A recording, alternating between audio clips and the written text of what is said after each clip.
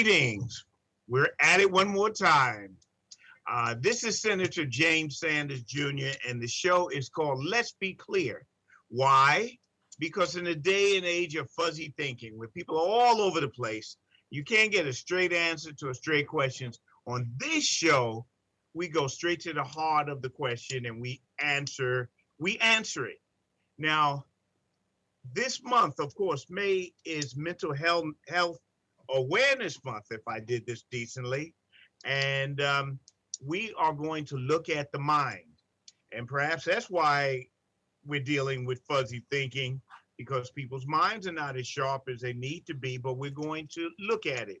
We're going to look at what are the challenges that people are facing in this day and age of the double pandemics, the COVID-19 pandemic, and of course, the pandemic of racial and economic inequalities. We're going to get deep into that. And I have two of the best professionals that money can't buy to speak on this issue. And we'll speak to Ms. Tanya Barros and Ms. Lima. And both of them will have a chance to speak to us in that order. If I were to tell you, we'll start with you first, Ms. Barros. If I were to tell you that as I drive from here to Albany, I see that people are going through changes, that what they would not have done normally, they are doing, that the roads are far more dangerous, that people are doing some incredible stuff. And I see this everywhere. What is causing this? Mm-hmm. Well, thank you. First of all, thank you so much for having me on the show and for allowing for this wonderful forum to discuss this very important issue, especially this month, which is Mental Health Awareness Month. COVID-19 has shook all of us, okay? It's created a lot of quite a commotion, as they say, right? Rightfully so. This mental health is an area where we have a lot of stigma. It's an area where people are not very clear sometimes on how to access mental health care.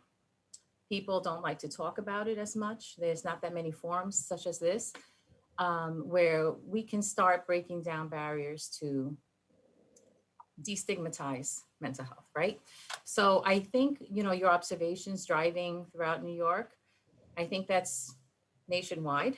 You're going to see this. Actually, it's a time where a lot of people, we were just discussing prior to coming on the show, a lot of people are experiencing great numbers of stressors, much more stress, a lot more anxiety. I think that the pandemic has surfaced a lot of issues regarding depression. While some people who may have been comfortable, now they're working at home. They were able to easily adapt to the pandemic. They were easily to, find their resources, do what they had to do to make themselves comfortable. Not everybody can do that. And I think that this pandemic, as you said in your opening, has really highlighted these disparities and also put the spotlight on mental health and the importance of it. And I don't know if there's haven't done a study on how much more of an incidence we have of mental health right now, but impressionistically, obviously we do. There's a lot more going on because we're going through a lot more. We're going through a lot more in our homes, in our hospitals, in all organizations, everything from kids to senior centers, there's stuff going on. So I think in general that those are the preliminary comments I have regarding that. And there's a lot that we can do as mental health providers.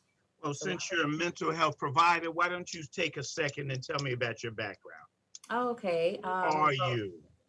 I am Tanya Barros. I am a licensed mental health counselor. I'm a clinician at heart, but I work at Creedmoor Psychiatric Center as the Deputy Director of Program Operations. And my background is in correctional mental health care and forensic mental health, having worked in various correctional settings for about 20 years and City Hospital. And now most recently, about 2.5 years, I joined Creedmoor, which is the work that's being done here is just amazing to help our mentally ill population. We serve adults, and we have an we're an inpatient hospital, and we also have a pretty large footprint, very large footprint, because we serve the communities of Queens with our outpatient services.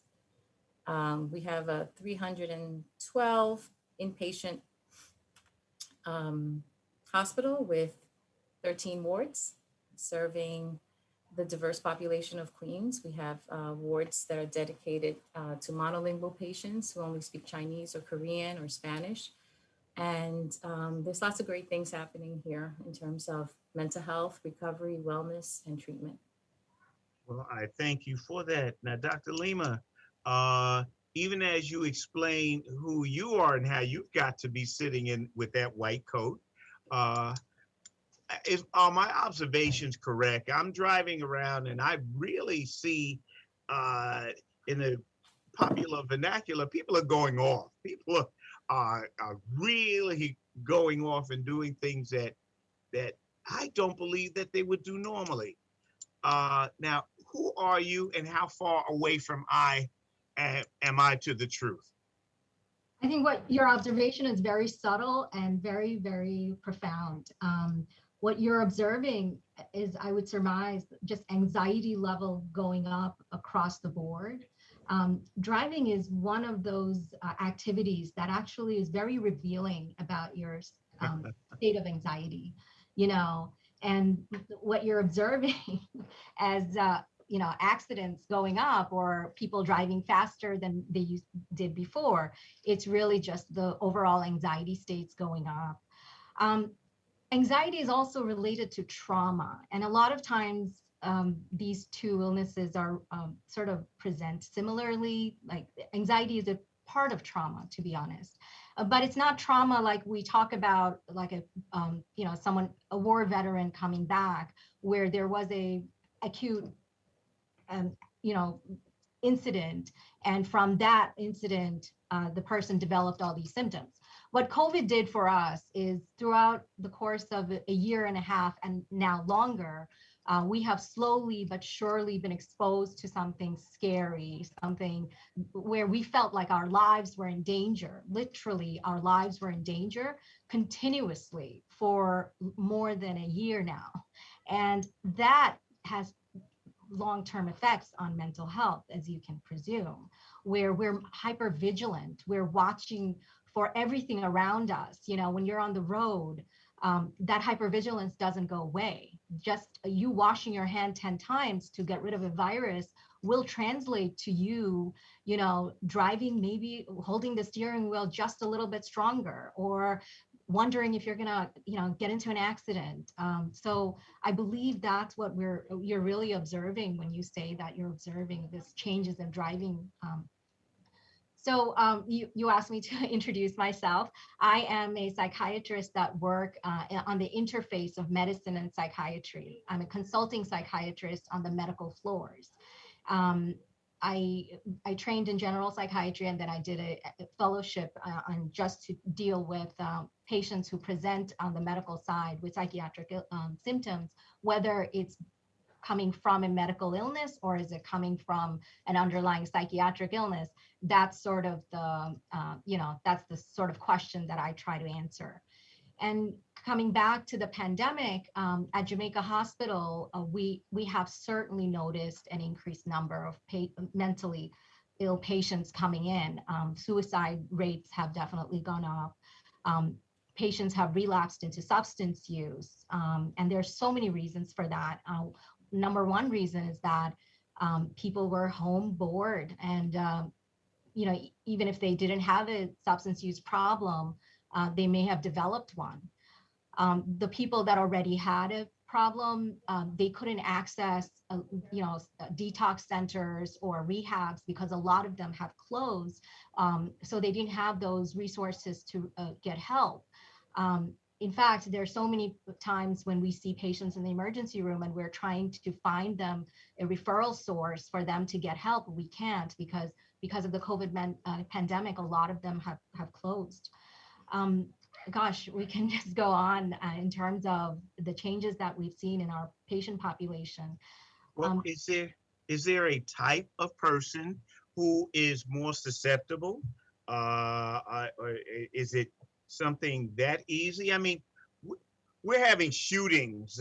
Just yesterday, another shooting, and we keep coming up with the same, and that seems to have a pattern. You seem to see a type of person. Is there a type of person who is more susceptible to the pressures of modern life coupled with COVID? I think that's a very, very good question. There are sensitivities that we all have to illness, and stress kind of brings it out in us. Okay, if you have, let's say, genetic predisposition, you have other family members who have mental illness, but you are coping with it well because you used to run, you used to hang out with your friends, you used to go to concerts, you had a lot of sources of happiness in your life. But what the pandemic did was they, grounded all of us. We were stuck in the house, and all those coping mechanisms that we had are now gone. And if you had that sensitivity to begin with, then you are very, very likely to develop depression. Maybe a bipolar illness that you are really managing is now going to show itself. Schizophrenia may be revealed because now at home you may be, becoming paranoid or, things like that. So definitely the pandemic added this layer of stress on minds that might have been, doing okay, might have been coping. So definitely there are sensitivities. Did you see it, Ms. Barros? Did you see an uptick as the crisis continued, or is No. there a type of person that is more susceptible? I mean, speaking in general, I really don't want to jump to conclusions that there's a type of person that would be taking part in that behavior just because they have a mental illness, right? Like Dr. Lima was mentioning, we're all sensitive to different things, and the lack of activity and the lack of, not the lack, but the increase in isolation has really, it affects people in different ways. It's never good, right? It's never good to be isolated or not in touch or connected with, your people, right? Your friends, your group, the people you used to hang out with, and spend time with. So I think, I'm just very, it's hard to say. It really is, because while the one thing we do have in common is that we all went through the same event, we all experienced it very differently. I think for some people, it is, because it's not even over, right? It's not even fully over. It's still it's an ongoing issue. And we have to learn how to cope. I think the more stable and the more grounded you were, it was easier to adapt. The more connected you were, right? We have a lot of patients who were very connected to their outpatient treatment, for example, and maintain that connection through technology, through maybe iPads or the telephone, whatever was used. They were able to maintain their connection. In inpatients, of course, we were here, right? The staff, we essential employees, we continue to come in and keep them as safe as possible, keep them updated on what's going on and all the changes. And then on a personal note, in your own family life, you try to, you look out for your kids, you look out for your loved ones and the elderly. So I think for people who don't have that connection, it was extremely difficult. Back to your question though, in terms of crime rates, because of my background in correctional healthcare and mental health, I'm very clear on making that distinction, that it's not necessarily a mental health issue that's driving that behavior, right? There's other issues that can make someone take part in crimes. So I hope that's no, clear. that's useful. But I'm going to probe you. I'm going to push you a little. We've had enough shootings, and I'm talking about the high-profile ones. I'm not talking about the neighborhood disputes. I'm talking about somebody going in and deciding that they don't like, and you fill in the blanks. Is it blacks? Is it Latinos? Is it Asians? Is it Jew? I mean, we could. Is it women? I mean, we can just go on. I mean, um, but there seems to be, or used to be, characteristics that all of these folk had. Now maybe it's spreading. Maybe it's going further. I don't know. Used to be a time where you would know it was a white male over 50 ish. Then it became white male younger. And now it's a little bit, it's further out. It's a little bit of anybody. I mean, I've heard all kinds of things speculated. I've heard it speculated that that people have seen these incidents on TV and they want to be world famous too. Right. I've seen that. Yeah, and it could be people responding to this extreme anxiety and pressure. It's dealing with change. It's not easy, and I really am focused on that isolation piece as well, because when you're isolated and you're constantly listening to news sources and constantly being flooded with all types of thoughts, different theories on why we are in this situation or not, things to that effect, that can play a role. I would also add that, there has been a huge financial impact because of COVID. Yes. The divide between the wealthy and the poor are bigger than it has ever been. So much of the jobs that are online, the community I serve, it's undocumented immigrant, uninsured patients. Ms. Barrios and I were talking about how a lot of our patients don't have cell phones. How are they going to, conduct a job interview when they don't have a simple cell phone? So when they were poor before and they were able to hold a small job and make a little bit of money, now they have nothing to do. Like there's no way for them to make money. And I think that is a big portion of what you're seeing as crime going up, people trying to, survive. There is, of course, anger. There is, of course, stress. But I don't think any one thing is directly related to someone taking a gun and shooting down a bunch of people. I don't think, I do want to refrain from making that all about mental health. Interesting. Because it's not. It's much more complicated. There's so many factors at play for an individual to do something like that. Yes. Well, I'm going to stay here for just a second more and point out something, that although the profile seems to be moving or evolving, very rare are women involved in this. Very rare, as shooters, mind you. Why is this? Don't they have pressure also? Ms. Barros, Yes, I mean, it's a really interesting point that you point out. It's very interesting. I really don't know exactly why it's not. I'm glad it's that yes. women are able to. We are glad, and we hope that yeah. the other pool shrinks. I mean, Exactly, but maybe it has to do with we're speaking as it relates to the pandemic, and maybe the coping skills that the women.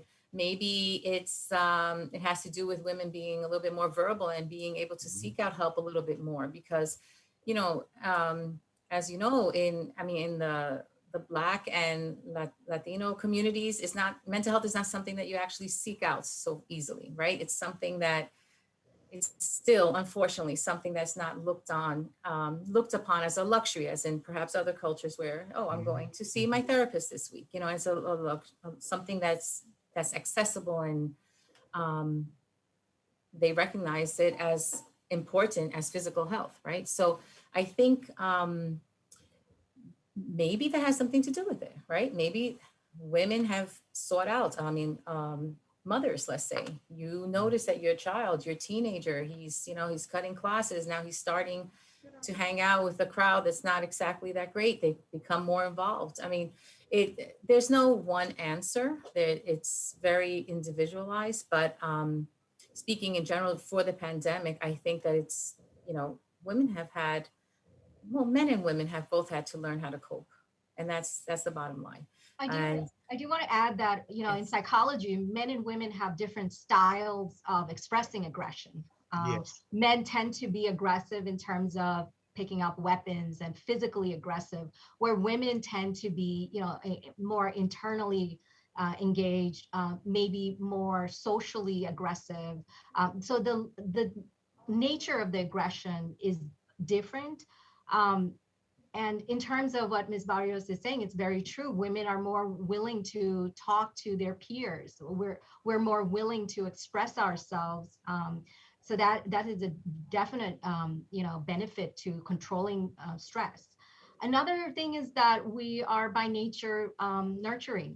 We give birth to children, and by nature we are sort of designed to be the caretakers and not destroyers.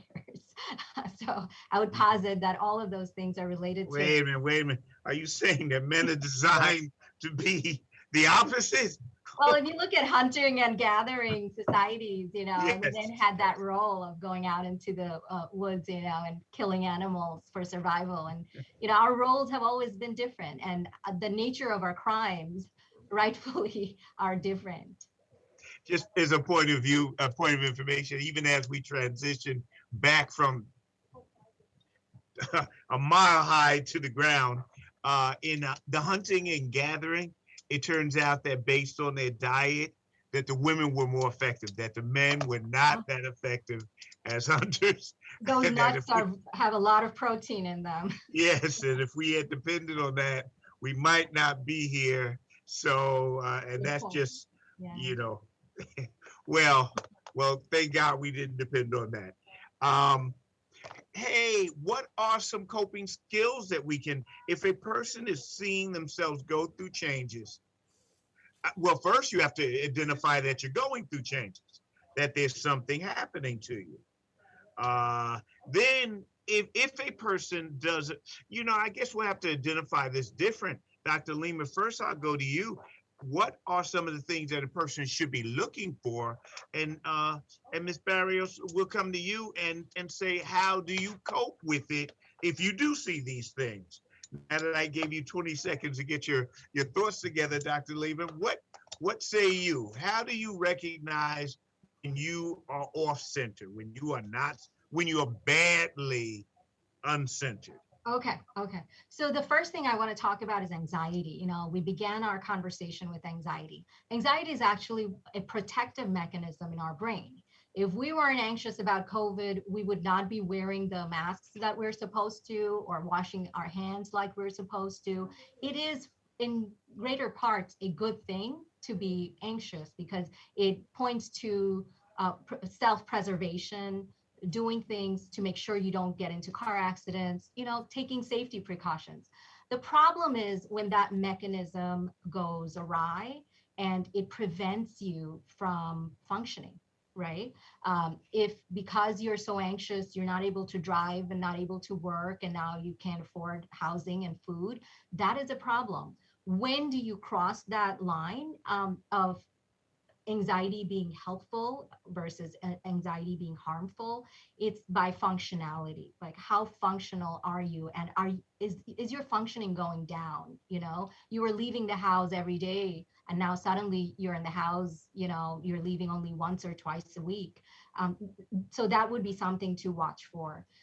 Use of substances is another very important thing to monitor, during this time, because a lot of people use alcohol as sort of a social lubricant, or for relaxation.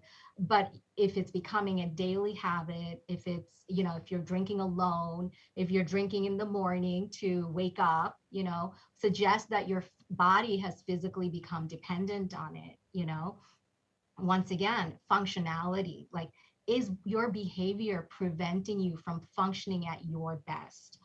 Or is your behavior changing in a way that you're not as effective as you used to be? I think that's one thing. When it comes to depression, one of the things we look for is changes in your sleep and appetite. Um, if you're sleeping for hours and hours that you weren't before, let's say your average sleep was 6 hours and now you're in bed for 12 hours, or the opposite, before you were sleeping for 8 hours and now you wake up at 3 in the morning and you don't know what to do with yourself. And this is becoming a continuous thing. And that's something to wonder if this is an indicator of you becoming depressed. It's not just the sleep though, it's in the context of other symptoms. For example, your appetite for food. You just don't crave food anymore like you used to. And as a result, you're losing weight. That's something to be concerned about. Or the other way where you're eating so much and you're never full. You just keep filling yourself with food, wanting to be full, but that feeling never comes. That's something to think about. And then we talk about enjoying your life. There was a time you would think that you loved going fishing and spending time with your children, or going out with friends, but suddenly you don't enjoy those things anymore. You don't even want to do those things anymore. So you have to question that. Are you no longer enjoying life? And that's a very important part of life, is to enjoy things, right? Going forward, ability to concentrate is another part of depression, where you're sitting there watching a show, but you don't know what the show is about, and 15 minutes have passed and you don't know what's going on. Or you're reading a chapter in a book or an article, or you're reading something online. Suddenly you can't keep track of what you're reading and you're forgetting things. So that's something. But really, when we worry about depression is when you start having thoughts about suicide, when you start thinking that life is not worth living, that it would be better off, people would be better off without me. If you have thoughts that basically you want to end your life, now that is a very serious thing. Okay, that is when I need you to come to the hospital. I need you to call 911 if you have to. Bring yourself to the hospital. Tell someone that you're having these thoughts. That is an emergency. Okay. There are numbers that you can call. We call them suicide hotlines that can, guide you in those instances. But do not take those thoughts lightly. We talk about just harming ourselves. During the pandemic, a lot of people became housebound with a lot of domestic partners, and that created a lot of interpersonal conflict and crime coming back. There has been an increased rates of domestic violence, aggression, not just towards the self but towards others, right? And that too is part of something for you to be mindful of, that the relationships that you enjoyed, now you don't enjoy, and that it's become abusive and things like that.